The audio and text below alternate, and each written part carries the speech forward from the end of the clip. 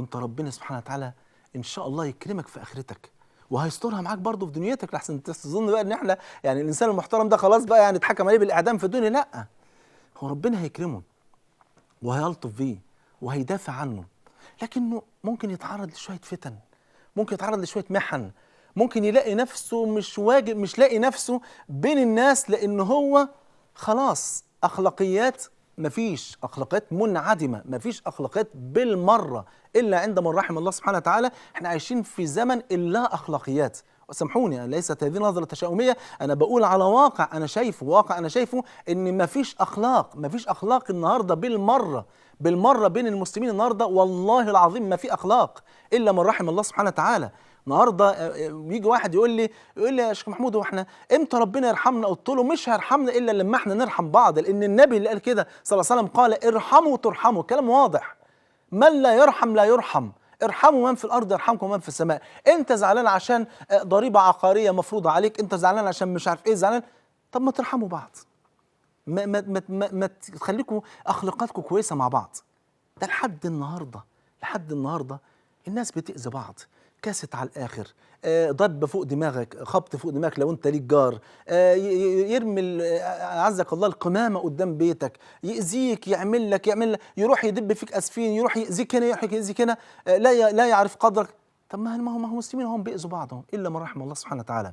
فأنت إزاي تطلب من ربنا سبحانه وتعالى نزول الرحمة في حين إن إحنا كمسلمين ما بنترحمش مع بعض الا من رحم الله سبحانه وتعالى. انا مش بقول النظره سودة، لكن فعلا النظره بقت سيئه جدا جدا.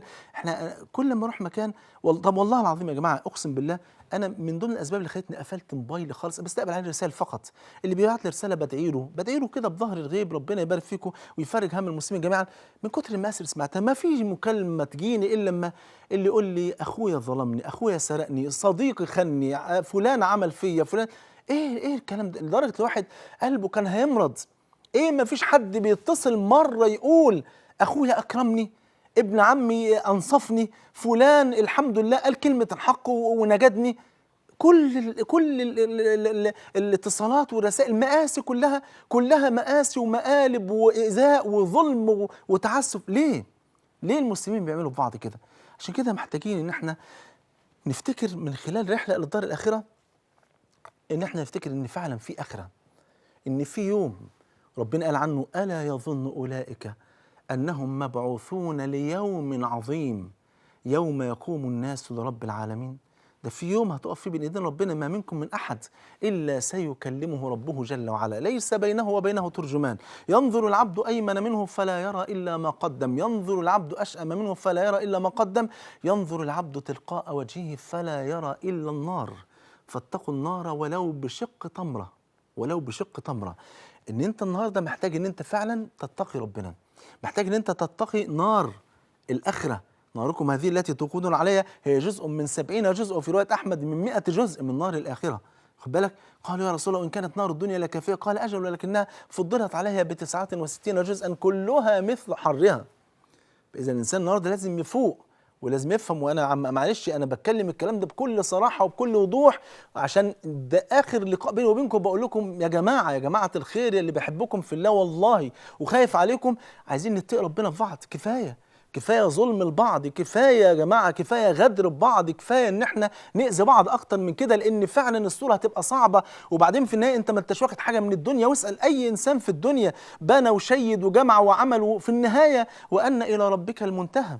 يا أيها الإنسان إنك كادح إلى ربك كدحا، والنهاية فملاقيه، خلاص هتقف بين إيدين ربنا وهيسألك عن كل صغيرة وكبيرة. ووضع الكتاب فترى المجرمين مشفقين مما فيه ويقولون يا ويلتنا ما لهذا الكتاب لا يغادر صغيرة ولا كبيرة إلا أحصاها ووجدوا ما عملوا حاضرا ولا يظلم ربك أحدا. بتمنى أن يكون فعلا آخر كلام أقوله لكم إن إحنا يا جماعة الخير والله العظيم بحبكم في الله وبتقرب إلى الله بحب كل مسلم، لكن بيحزنني المظالم اللي بين المسلمين، بيحزنني الغدر.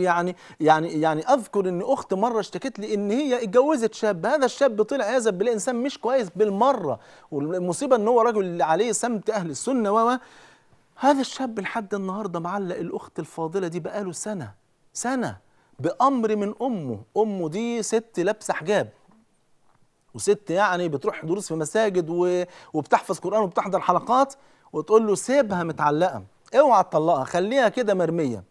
دي أخلاق مسلمين. وسيب بنات الناس مرمين ليه؟ ونعلق بنات الناس ليه؟ ونرمي بنات الناس بالمنظر ده ليه؟ ما نرحم بعض. انت مش عايزها ما تطلقها، طلقها وسيبها، ربنا يكرمك ويحفظك، وربنا يبدلك خيرا منها ويبدلها خيرا منك. وبلاش المظالم ديت. شاب النهارده بيقول لي والله العظيم مجرد ان انا بس اعترضت على زوجتي انها ما تقعدش عند اختها لان جوز اختها موجود عايز تقعد عندها لمده اسبوع، اعترضت فقط. يقول لي والله وانا بره سرقوا العفش وسرقوا الدنيا وكسروا الشقه وراحوا رفعوا عليه قضيه تبديد عفش ورفعوا عليه قواضي في المحاكم عشان نفقه ومتعه ومش عارف ايه، وفي الاخر حارمينه ببنته. مين يقول ان دي اخلاق مسلمين؟ مين يقول هي دي شطاره؟ في النهايه في يوم يا مسلم هتقف فيه بين ايدين ربنا، هتقول له ايه؟ هتقول له ايه على المظالم دي؟ اتدرون من المفلس؟ قال المفلس فينا من لا درهم له ولا دينار. قال المفلس من امتي من ياتي يوم القيامه بصلاه وصيام وزكاه وحج. مش هينفعك، مش هينفعك ان انت بتحج كل سنه، مش هينفعك انك بتصوم كل رمضان وبتعتكف، مش هينفعك ان انت بتصلي وبتزكي لان عندك مظالم.